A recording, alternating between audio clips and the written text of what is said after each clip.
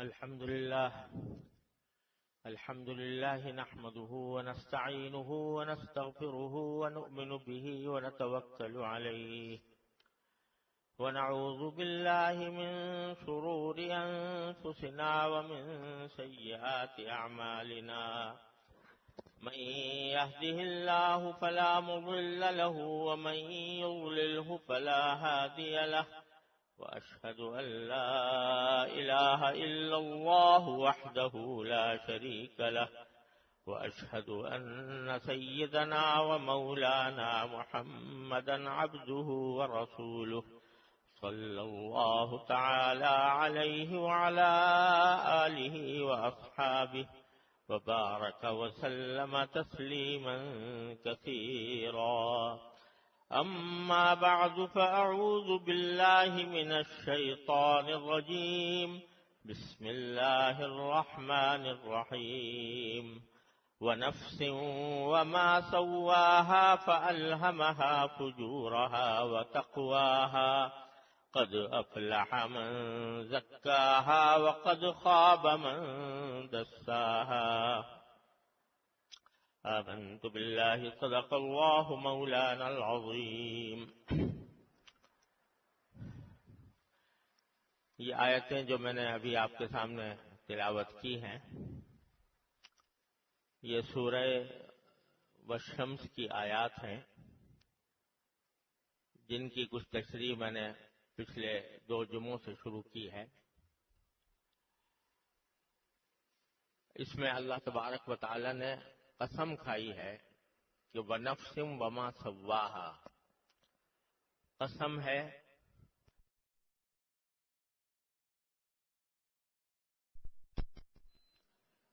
کہ فرشتوں کو گناہ کرنے کی طاقت نہیں ہے، صرف نیکی ہی کرنے کی طاقت ہے.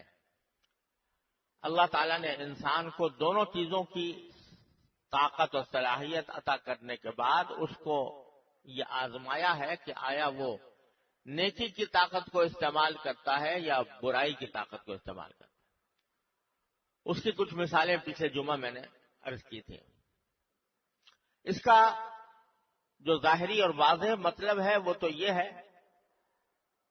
جو میں نے پچھلے جمعہ میں عرض کیا کہ اللہ تعالی نے انسان کی جان کو جو صلاحیتیں دی ہیں، آنکھ کی صلاحیت، کان کی صلاحیت، زبان کی صلاحیت، ہاتھ پاؤں کی صلاحیت، ان کو نیک کاموں میں استعمال کرنا، یہ اس کو پاکیزہ بنانا ہے، اور ان کو گناہوں میں استعمال کرنا یہ اس کو دھسا دینا ہے، دلدل میں دھسا دینا ہے، جس کا آخری انجام اللہ بچائے جہنم کی صورت میں آئے گا. اسی کا ایک دوسرا پہلو آج عرض کرنا چاہتا ہوں، وہ یہ کہ قرآن کریم نے جو لفظ استعمال کیا ہے وہ نفس، کہ نفس انسانی، نفس انسانی سا میں ایک تو اس کے ظاہری اعضاء ہیں جیسے آنکھ، کان، ناک وغیرہ، جس کا ذکر پچھلے جمعہ میں نے کیا تھا. اسی کے ساتھ نفس انسانی کا ایک بہت اہم حصہ اس کے اخلاق اور جزوی اور اس کے جذبات ہیں جو انسان کے دل میں پوشیدہ ہوتے ہیں. وہ آنکھوں سے نظر نہیں آتے. ان کے جو مقتضیات ہیں وہ تو آنکھوں سے نظر آ جاتے ہیں، لیکن وہ اخلاق اور وہ جذبات اور وہ کیفیات جو انسان کے باطن میں، اس کے دل کی دنیا میں اللہ تبارک و تعالی نے پیدا فرمائی ہیں، وہ بھی در حقیقت نفس کہلاتی ہیں. کہ انسان کے نفس کے اندر اللہ تبارک و تعالی نے کچھ جذبات پیدا فرمائے ہیں جو نیکی کے جذبات ہیں، اچھائی کے جذبات ہیں، اور کچھ جذبات پیدا فرمائے ہیں جو برائی کے اور گناہ کے جذبات ہیں. مثلا انسان کے دل میں اگر تکبر آ جائے کہ میں بڑا ہوں اور دوسرے میرے آگے حقیر ہیں، دوسروں کی تحقیر اور اپنی بڑائی کا احساس یہ انسان کے دل میں پیدا ہوتا ہے. یہ احساس بذات خود نظر آنے والی چیز نہیں ہے کہ آنکھوں سے اس کا مشاہدہ کر لیا جائے، بلکہ دل میں انسان کے ایک جذبہ ہے جو پیدا ہو گیا کہ میری اپنی بڑائی کا اور دوسرے لوگوں کی تحقیر کا، کہ دوسرے حقیر ہیں اور میں بڑا ہوں. یہ جذبہ ہے جو انسان کے نفس کے اندر پیدا ہوتا ہے. اور یہ جو جذبات اس قسم کے پیدا ہوتے ہیں وہ حقیقت میں در حقیقت وہ انسانی نفس کی بیماریاں ہیں. جیسے کہ انسان کو جسم کو بیماری لاحق ہو جاتی ہے کہ کبھی بخار آ گیا، کبھی اس کے جسم میں کوئی درد ہو گیا وغیرہ، اسی طرح انسان کا جو نفس ہے اس کے اندر یہ بیماری لاحق ہو جاتی ہے. تکبر پیدا ہو گیا، حسد پیدا ہو گیا، یعنی دوسرے آدمی کو بڑھتا چڑھتا دیکھ کر دل میں جلن پیدا ہونے لگی اور دل چاہنے لگا کہ اس کی جو ترقی ہے وہ رک جائے، وہ بڑھے چڑھے نہیں. یہ جو جذبہ دل میں پیدا ہوا یہ آنکھوں سے نظر نہیں آتا، یہ ہاتھ سے چھو کر محسوس کرنے کی چیز نہیں ہے، بلکہ انسان کے باطن میں اس کے دل میں یہ جذبہ پیدا ہو جاتا ہے. الیاذ باللہ، اس کو حسد کہتے ہیں. بغض پیدا ہو گیا کہ بغض یعنی کسی سے کینہ،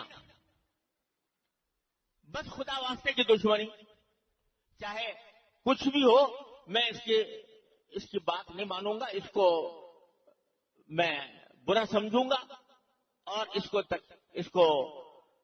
کی میرے دل میں نفرت پیدا ہو گئی ہمیشہ کے لیے، کچھ بھی ہو جائے. یہ بغض ہے، یہ خراب عادت ہے جو انسان کے دل میں پیدا ہو گئی. غصہ ہے، یہ غصہ اگر دل میں غصہ کی طبیعت کی صفت پیدا ہو جائے اور اس کو کنٹرول نہ کیا جائے تو وہ ایک بیماری ہے جس کے نتیجے میں انسان بہت سے گناہوں کا ارتکاب کرتا ہے. شہوت ہے، وہ ایک جذبہ ہے جو انسان کے نفس کے اندر پیدا ہوتا ہے اور وہ اگر اپنے حد سے بڑھ جائے، کنٹرول نہ کیا جائے تو وہ انسان کو گناہوں پر آمادہ کرتا ہے. تو بہت سے اخلاق اور انسانی صفات اور جذبات ہیں جو انسان کے دل میں پیدا ہوتی ہیں. یہ فجور ہے اس کا، یہ گناہوں کے جذبات ہیں. اور اس کے مقابل اللہ تبارک و تعالیٰ نے تقویٰ کے جذبات بھی انسانی نفس کے اندر پیدا فرمائے ہیں. مثلا تواضع ہے. تواضع کے معنی یہ کہ انسان یہ سمجھتا ہے کہ میں اپنی ذات میں کوئی حقیقت نہیں رکھتا، جو کچھ میرے اندر اگر کوئی اچھائی ہے تو وہ سب اللہ تعالیٰ کی عطا ہے، جب چاہے چھین لے. اگر میرے پاس کوئی علم ہے تو وہ بھی اللہ کی عطا ہے، جب چاہے چھین لے. میرا کوئی کمال نہیں، اللہ تعالیٰ نے عطا فرمایا. اگر میرے پاس کوئی مال و دولت ہے تو وہ بھی اللہ تعالیٰ کی عطا ہے، میرا کوئی کمال نہیں، اللہ تبارک و تعالیٰ جب چاہے چھین لے. اپنے آپ کو تواضع کے معنی یہ کہ اپنے آپ کو بے حقیقت سمجھنا کہ میرے اندر تو کوئی اپنی ذاتی صلاحیت کوئی نہیں ہے، اگر کچھ ہے تو وہ محض اللہ تعالیٰ کی عطا ہے. جب یہ صورت انسان کے دل میں یہ فکر پیوست ہو جاتی ہے تو وہ اپنی کسی صفت پر اتراتا نہیں. اگر اس کے پاس دولت ہے تو اس دولت پر اترائے گا نہیں، اگر اس کے پاس علم ہے تو اس علم پر اترائے گا نہیں. اس کی وجہ سے یہ نہیں سمجھے گا کہ میں بہت بڑا ہو گیا اور دوسرے میرے آگے جو ہے حقیر ہے. یہ تواضع کی صفت ہے جو تکبر کی ضد ہے. اسی طرح ایثار ہے کہ آدمی کے دل میں یہ خیال پیدا ہو کہ میں اپنا تھوڑا سا نقص فائدہ چھوڑ دوں دوسرے کی خاطر، دوسرے کو فائدہ پہنچ جائے، دوسرا خوش ہو جائے، دوسرے کے لبوں پر مسکراہٹ آ جائے. تو یہ اس خیال سے وہ آدمی اپنا فائدہ چھوڑ دے کہ دوسرا اللہ تعالیٰ کی مخلوق ہے، اللہ تعالیٰ کے بندے ہیں، مجھ سے اگر ان کو کوئی فائدہ پہنچ جائے تو یہ ایثار کی صفت ہے، یہ ایثار کے جذبات ہے جو انسانی نفس کے تقوی کے جذبات ہیں۔ اور اسی طرح صبر ہے کہ اگر کوئی تکلیف پہنچ جائے تو آدمی تقدیر کا شکوہ کرنے کے بجائے اللہ تبارک و تعالیٰ کے فیصلے پر راضی رہے کہ جو کچھ اس نے فیصلہ کیا وہ برحق ہے۔ یہ سب صفات ہیں جو انسان کے نفس کے اندر پیدا ہوتی ہیں، اچھائی کی بھی اور برائی کی بھی۔ الہمہا فجورہا و تقواہا میں یہ سب باتیں داخل ہیں۔ اور ہوتا یہ ہے کہ یہ جو اندیکھی صفات ہیں، جو دکھائی نہیں دیتی، جن کو ہاتھوں سے محسوس نہیں کیا جا سکتا، جن کو ناک کان سے محسوس نہیں کیا جا سکتا، وہ صفتیں ہی در حقیقت انسان کے ظاہری اعمال پر اثر انداز ہوتی ہیں۔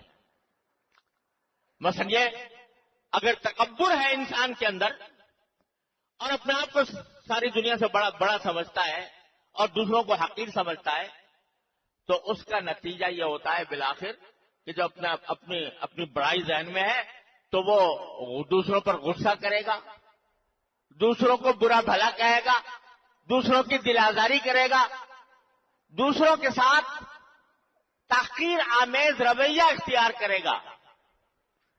تو وہ تکبر جو دل میں بیٹھا ہوا تھا وہ انسان کے ظاہری اعمال کے اوپر اس طرح اثر انداز ہوتا ہے کہ اس کو گناہوں میں مبتلا کر دیتا ہے۔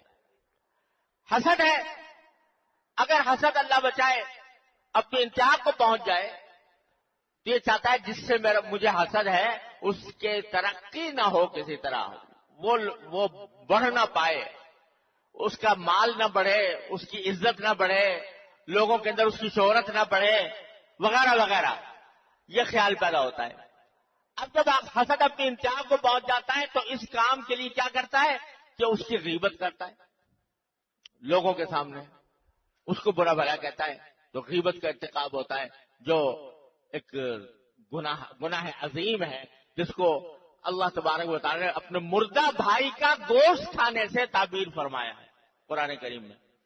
اس غیبت کا ارتکاب کرتا ہے، بعض اوقات اس کو نقصان پہنچانے کے درپے ہو جاتا ہے اور ایسے کام کرتا ہے کہ جس سے اس کو نقصان ہو، ترقی اس کی رک جائے، تو وہ اس لیے کہ دل میں بڑائی ہے، تکبر ہے اور حسد ہے کہ اس کو چاہتا ہے کہ کسی طرح یہ نیچے دکھا دوں۔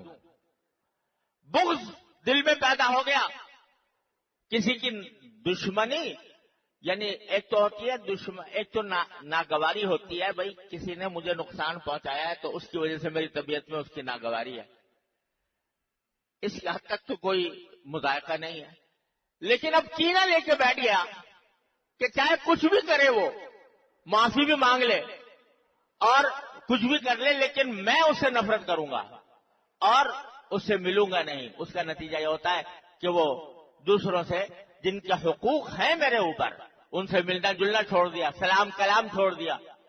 اور یہ سلام کلام چھوڑ دینا، 3 دن سے زیادہ کسی مسلمان سے بات چیت بالکل قطع کر دینا اور بات چیت بند کر دینا، یہ حرام ہے۔ نبی کریم صلی اللہ علیہ وسلم نے اس کو بالکل ناجائز قرار دیا۔ یہ کیوں ہو رہا ہے؟ اس واسطے کہ دل میں بغض ہے۔ تو یہ دل کے اندر اللہ تبارک و تعالیٰ نے یہ صلاحیتیں پیدا فرمائی ہیں، فجور کی بھی اور تقوی کی بھی۔ اور در حقیقت شریعت میں جس طرح ظاہری اعمال کا حکم ہے، یعنی مثلا نماز پڑھنا یہ ظاہری عمل ہے، ہاتھ پاؤں سے انجام دیا جاتا ہے، اسی طرح اللہ تبارک و تعالیٰ نے باطنی اعمال، باطنی کیفیات کو درست رکھنے کا بھی حکم دیا ہے کہ تم تواضع اختیار کرو، تکبر نہ کرو، شکر کرو اللہ تعالیٰ کی نعمتوں کا، صبر سے کام لو۔ یہ سب احکام ہیں جو ہمارے باطن سے متعلق ہیں۔ اور اسی طرح جس طرح اللہ تعالیٰ نے شراب پینے کو حرام کیا، زناکاری کو حرام کیا، جھوٹ بولنے کو حرام کیا، غیبت کرنے کو حرام کیا، اسی طرح تکبر کو بھی حرام کیا۔ کہ تکبر کے جذبات دل میں بٹھا لینا یہ بھی حرام. ایسا ہی حرام جیسے شراب پینا حرام، ایسا ہی حرام جیسے زنا کرنا حرام، اسی طرح تکبر کرنا بھی ایسا ہی حرام، اور اسی طرح حسد کرنا بھی ایسا ہی حرام، بغض رکھنا بھی ایسا ہی حرام، ناشکری بھی ایسی ہی حرام. یہ سب احکام متعلق ہے ہمارے اس نفس ہے، اور اس نفس کو سیدھے راستے پر رکھنا، برے جذبات سے اپنے آپ کو پاک کرنا، یہ قد افلح من زکاہا، کہ کامیاب وہ ہے جو اپنے نفس کو پاک رکھے. کہاں سے پاک رکھے؟ تکبر سے، حسد سے، بغض سے، ناشکری سے، اور جتنے باطن کے امراض ہیں ان سے. اور جو ان احکام کو نظر انداز کر کے غفلت کے عالم میں زندگی گزار رہا ہے، تکبر ہے تو پرواہ نہیں ہے، حسد ہے تو پرواہ نہیں ہے، کسی دوسرے کی اس کے ساتھ بغض ہے تو پرواہ نہیں ہے، تو قد خواب من دساہا، اس نے اپنے نفس کو دلدل میں دسا دیا. تو ہمارے بزرگان دین میں ایک جماعت ہے جو صوفیاء کرام کی جماعت کہلاتی ہے، اور ایک علم ہے جو تصوف کہلاتا ہے. لے جانے لوگوں نے تصوف کو کیا ملغوبہ بنا دیا، اس میں پتہ نہیں کیا کیا بدعات اور فضول کی چیزیں اس میں داخل کر دیں. اصل تصوف یہ ہے کہ اس کا کام یہ ہوتا ہے کہ انسان کے نفس کے اندر جو اچھی خصلتیں اور اچھے جذبات ہیں وہ پیدا کیے جائیں، اور جو برے جذبات ہیں ان کو نکالا جائے. اگر تکبر ہے کسی کے دل میں تو ایک بیماری ہے، اس بیماری کا علاج کیا جائے اور اس کے نتیجے میں تکبر کو اپنے دل سے نکالا جائے. اگر حسد ہے کسی کے دل میں تو یہ ایک بیماری ہے، اس بیماری کا علاج کیا جائے، اس کو اسے نکالا جائے. تو تصوف کا اصل مقصد یہ تھا کہ جو نفس کے اچھے جذبات ہیں ان کی پرورش کی جائے اور وہ انسان کے اندر پیدا کیے جائیں، اور جو برے جذبات ہیں ان کو اپنے دل سے نکالنے کی کوشش کی جائے. اس کا علاج کرنے کے لیے عام طور سے ہوتا یہ ہے کہ مثلا بعض بیماریاں تو ایسی ہوتی ہیں کہ جو آدمی کو خود پتہ چل جاتی ہیں. اگر مجھے بخار ہو رہا ہے پتہ چل جائے گا بخار ہے، لیکن نفس کی بیماریاں ایسی ہیں کہ بعض اوقات پتہ نہیں ہوتا، خود انسان کو پتہ نہیں ہوتا میں بیمار ہوں. اگر آپ دیکھو کسی بھی متکبر شخص کو اس سے پوچھو کہ تمہارے اندر تکبر ہے تو کبھی اعتراف نہیں کرے گا کہ میرے اندر تکبر ہے. اس کو پتہ ہی نہیں، وہ سمجھتا ہے کہ میں ٹھیک ٹھاک ہوں، اور حقیقت میں وہ تکبر میں مبتلا ہوتا ہے. کسی نے مثال دیا کہ متکبر کی مثال ایسی ہے جیسے کہ کوئی شخص پہاڑ کی چوٹی پر کھڑا ہو تو وہ وہاں سے جب جتنے لوگ نیچے نظر آ رہے ہیں ان سب کو چھوٹا سمجھتا ہے، اتنے نظر آ رہے ہوتے ہیں، اور جو نیچے کھڑے ہیں وہ اس کو چھوٹا سمجھتے ہیں. جو نیچے کھڑے ہیں وہ اس کو چھوٹا سمجھتے ہیں کہ یہ چھوٹا سا آدمی ہے. تو اسی طرح متکبر جو ہے اپنے آپ کو بڑا اور ساروں کو چھوٹا سمجھتا ہے، اور جو دوسرے لوگ ہیں ان کو جب پتہ چل جاتا ہے کہ متکبر ہے تو اس کو برا سمجھتے ہیں، یہ تو متکبر آدمی ہے. تو دوسرے اس کو چھوٹا سمجھتے ہیں، وہ دوسروں کو چھوٹا سمجھتا ہے. یہ بیماری ایسی ہے کہ جو پتہ نہیں لگتی. آدمی کے اندر تکبر ہوتا ہے لیکن پہچان نہیں پاتا کہ میرے اندر تکبر ہے. لہذا اس کے علاج کے لیے اور اس کی تشخیص کے لیے ضرورت ہوتی ہے کسی ایسے آدمی کی جو نفس کی بیماریوں سے واقف ہو. اس کا نام شیخ ہے. اس کا نام اس کو پیر کہہ لو، اس کو شیخ کہہ لو، اس کو استاد کہہ لو، اس کو رہبر کہہ لو، جو چاہو نام رکھ لو، لیکن اصل حقیقت اس کی یہ ہے کہ وہ تمہاری بیماریوں کو پہچانے اور پہچان کر اس کا تمہیں علاج بتائے کہ بھائی اس علاج اس طرح کرو. اس غرض کے لیے اگر کوئی جاتا کسی اللہ والے کے پاس، کسی بزرگ کے پاس، تو اس کا نام ہے کہ وہ تصوف کے راستے پر چلا. یہ حقیقت تصوف کی. اب خدا جانے تصوف کے اندر لوگوں نے کیا کیا چیزیں داخل کر لیں، خواب آئے اور کشف ہو اور الہام ہو اور کرامات ظاہر ہو، ان کا کوئی تعلق تصوف سے نہیں.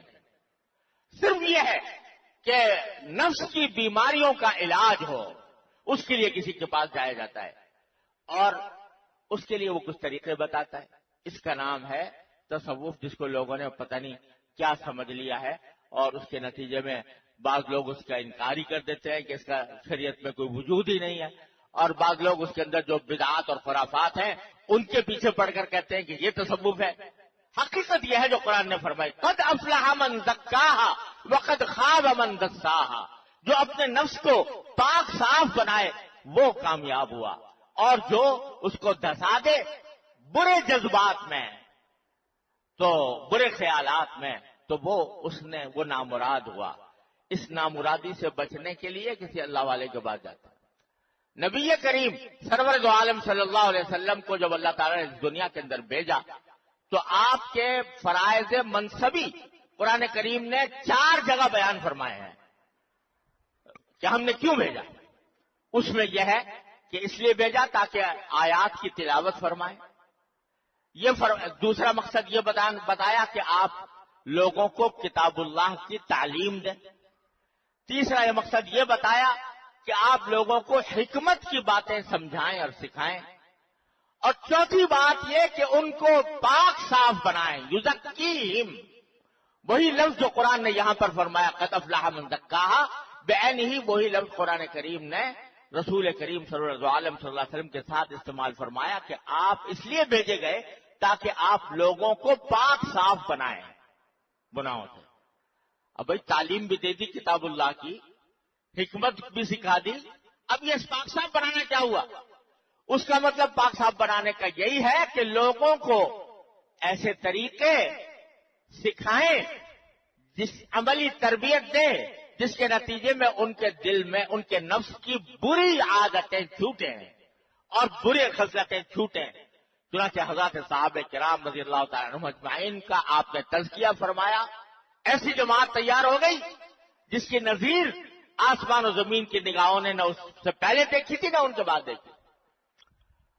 اس کے بعد صحابہ کرام نے تابعین کو اسی طریقے سے سکھایا اور ان کا تزکیہ کیا. تابعین نے تابعین کا یہ سلسلہ اس وقت سے آج تک اس طرح چلا آتا ہے. تو حاصل اس کا یہ ہے کہ آدمی کو تزکیے کے لیے، یعنی اپنے آپ کو ان برے جذبات سے پاک کرنے کے لیے ضرورت ہوتی ہے کسی رہنما کی. اس رہنما کا نام شیخ رکھ لو یا پیر رکھ لو یا جو چاہو رکھ لو. اس ایسا رہنما کہ جو ان بیماریوں کو جانتا ہو، اس کو علاج کرنے کا اس کو تجربہ ہو. تو اس واسطے بزرگوں کا شروع سے طریقہ یہ چلا آیا ہے کہ کسی رہنما کی رہنمائی میں آدمی اپنی بیماریوں کا علاج کرتا ہے اور اس کو درست بنانے کی کوشش کرتا ہے. اور اللہ تبارک و تعالیٰ کے فضل و کرم سے پھر اس کے اوپر یہ بات صادق آتی ہے کہ قد افلح من زکاہا، وہ فلاح پا گیا وہ شخص جسے تزکیہ کیا. تو اس لیے کسی اللہ والے کے پاس جا کر اس سے تعلق رکھنا کہ میری اندر جو بیماریاں ہیں ان کی تشخیص بھی کرے اور ان کا علاج بھی تجویز کرے، اس کا نام ہے تزکیہ. اللہ تبارک و تعالیٰ اپنے فضل و کرم سے ہم سب کو اس کی توفیق عطا فرمائے اور ہر طرح کی ظاہری باطنی بیماریوں سے ہماری حفاظت فرمائے. وآخر دعوانا الحمدللہ رب العالمین.